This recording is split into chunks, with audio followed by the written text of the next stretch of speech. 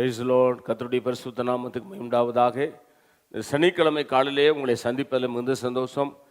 இந்த நாளுடைய தியானத்துக்காக ஒரு வேத பகுதி வாசிப்போம். அது 2 கொரிந்தியர் புஸ்தகம் 2ஆம் அதிகாரம் 14ஆம் 15ஆம் வசனம்.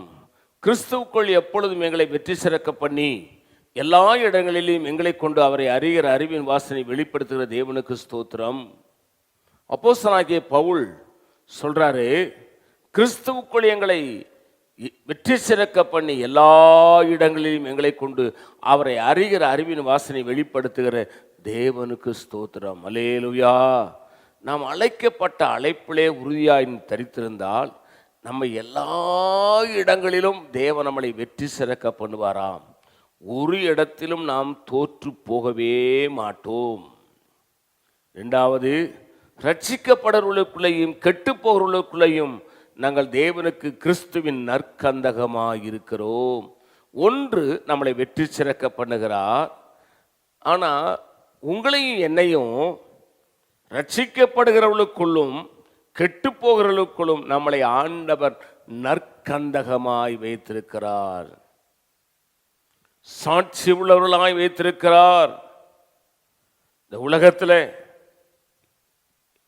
விலை மதிக்க முடியாத ஒரு ஆசீர்வாதம் என்னவென்று சொன்னால் ரட்சிப்பு தான்.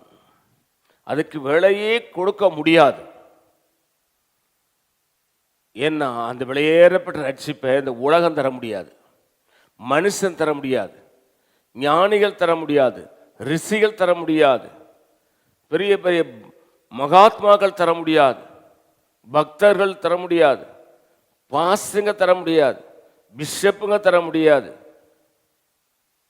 பெரிய பெரிய ஊழியக்காரர்கள் தர முடியாது. அதை ஆண்டவராகிய இயேசுநாதர் மட்டும்தான் தர முடியும்.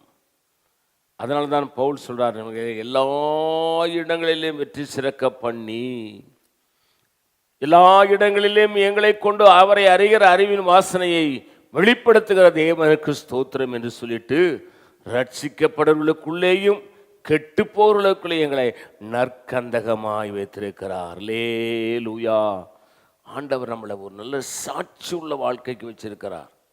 எந்த சூழ்நிலையிலும் நம்முடைய ரட்சிப்பை இழந்துடக்கூடாது, நம்முடைய அபிஷேகத்தை இழந்துடக்கூடாது, விசுவாசத்தை இழந்துடக்கூடாது, கர்த்தர் நம்மளை வச்சிருக்கிற சபையை இழந்துடக்கூடாது.